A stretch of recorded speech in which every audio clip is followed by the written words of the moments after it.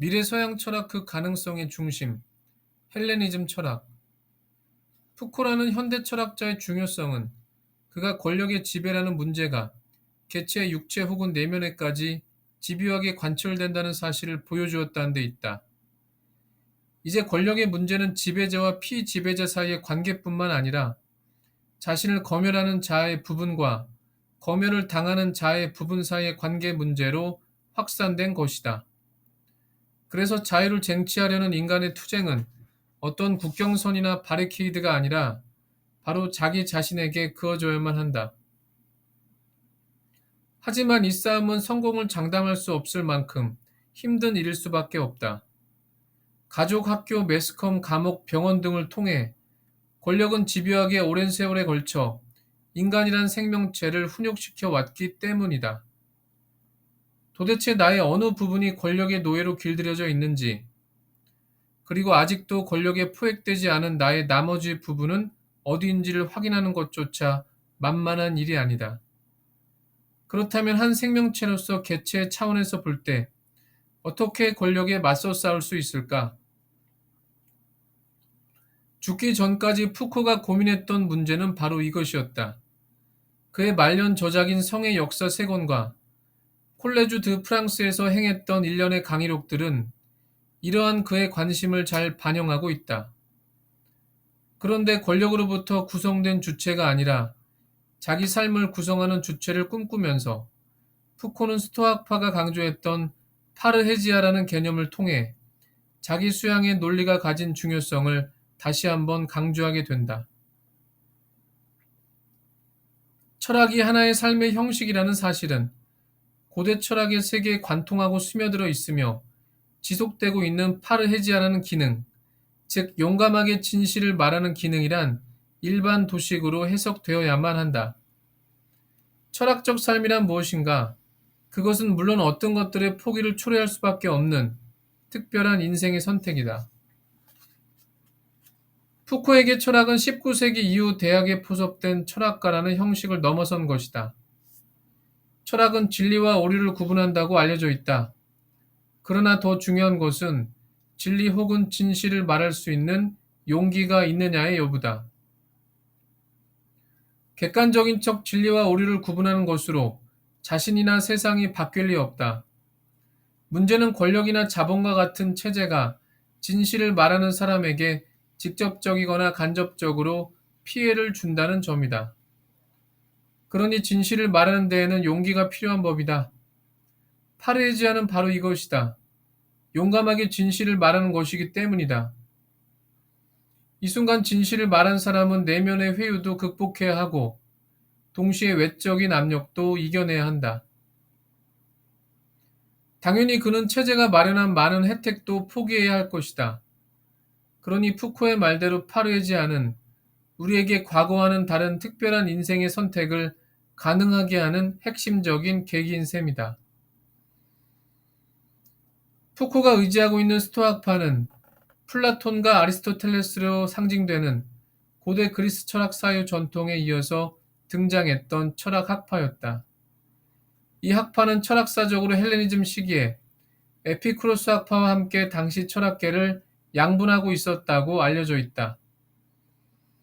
아무튼 이와 같은 스토아파의 사유가 없었다면, 아니 더 넓게 말해서 헬레니즘 철학의 전통이 없었다면 생명 정치에 대한 푸코의 통찰은 우리가 알고 있는 현재의 그것과는 상당히 다른 모습을 띠게 되었을지도 모른다. 물론 이것은 푸코의 경우에만 적용되는 현상은 아니다. 알투세르와 들레주의 사유도 결국은 헬레니즘 철학과 깊은 관련을 맺고 있기 때문이다. 알투세르의 평생 수호는 마르크스가 정치적으로 악용되지 않도록 그의 정치 경제학 저작들의 철학을 부여하는 것이었다. 바로 이 대목에서 그는 에피쿠로스 학파의 우주 발생론에서 중요한 철학적 영감을 수용하면서 마침내 우발성의 유물론을 제안할 수 있었던 것이다. 들레주의 사유도 헬레니즘 철학, 특히 스토아파와 깊이 연루되어 있다. 들레주의 주저 가운데 의미의 논리라는 책이 있다. 이 책은 차이와 반복과 함께 들레즈가 어떤 철학적 사유 전통을 따르고 있는지를 가장 잘 보여주는 저작이다. 의미의 논리는 결정론을 피력하는 스토아의 형이상학이 아니라 우발성을 강조하는 스토아의 논리학에 주목하고 있다. 그만큼 스토아학파는 일관된 사유를 전개했다기보다 다양한 사유 경향들의 집결체였던 셈이다. 스토아학파의 논리학에서 특히 들레즈가 가장 깊이 영향을 받은 부분은 세계는 물체들의 집합체이고 의미는 물체들의 마주침에서 발생한다는 스토아학파의 발상이었다. 이를 통해 들레즈는 의미란 물체들 내부의 본질로 내재하는 것이 아니라 물체들의 마주침을 통해서 사후적으로 출현하는 것이라고 주장할 수 있었다. 결국 스토아학파를 통해 들레즈는 자신이 모색했던 의미 발생의 논리학에 철학사적 정당성을 부여하는 데 성공했던 셈이다. 현대 프랑스 철학자들이 가진 혁명성 혹은 새로움의 기원은 그들이 지금까지 철학사에서 무시되었던 헬레니즘 철학의 가능성을 새롭게 발굴했다는 데서 찾을 수 있다. 그런데 헬레니즘 철학의 부활은 현대 프랑스에서만 국한된 현상이 아니다. 영미권에서도 헬레니즘 철학을 새롭게 부각하고자 하는 움직임이 20세기부터 지금까지 지속적으로 진행되고 있기 때문이다.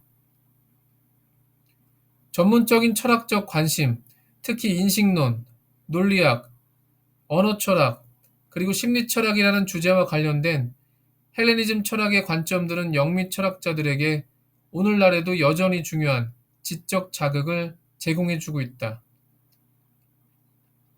특히 영미 철학자들에게 강한 영감을 주었던 것은 인간 정신을 물질적으로 독해하려는 헬레니즘 철학의 전통이었다.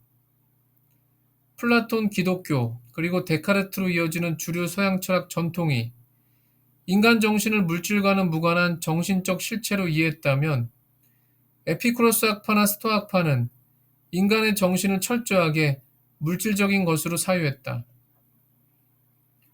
과학적 연구를 토대로 인간을 이해하려는 오늘날의 영미권 철학자들에게 헬레니즘 철학이 각광받는 이유가 바로 여기에 있다.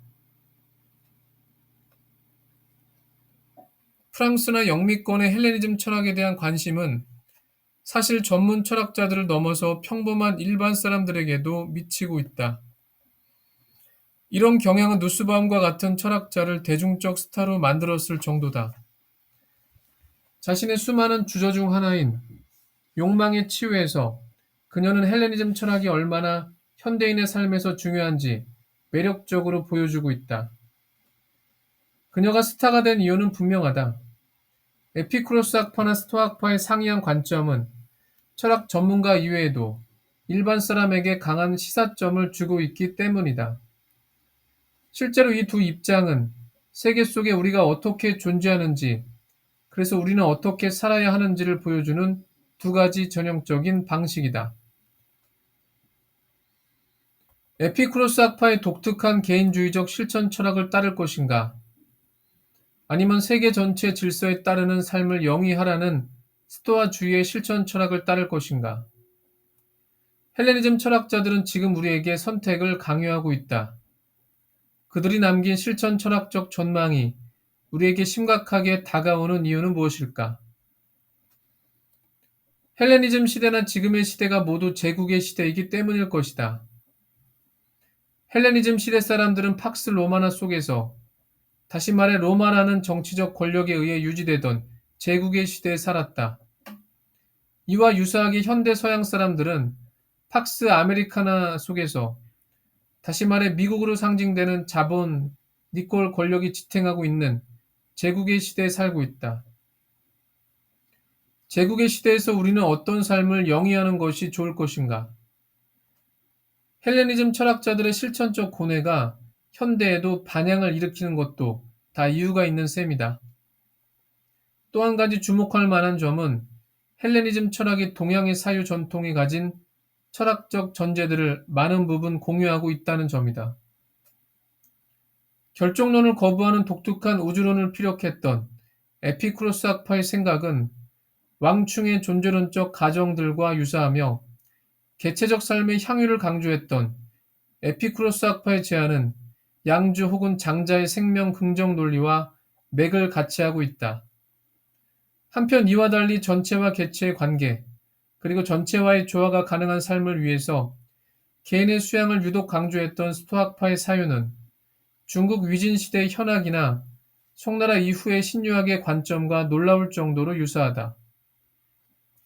현학을 대표하던 왕필은 세계를 어머니나 뿌리로, 그리고 개체를 자식이나 나뭇가지로 비유하면서 자식이나 가지를 보호하려면 어머니 혹은 뿌리를 보존하는 수양론이 먼저 필요하다고 강조했다. 또한 신유학의 대표자 주인은 개체의 본성과 전체 세계의 이치가 동일하다는 성증리 태제를 내세우면서 전체와 조화된 개체의 삶을 실현하기 위해 노력해야 한다고 역설했다. 이들의 관점이 스토아파의 세계관과도 너무나 유사하다는 것을 어렵지 않게 엿볼 수 있다.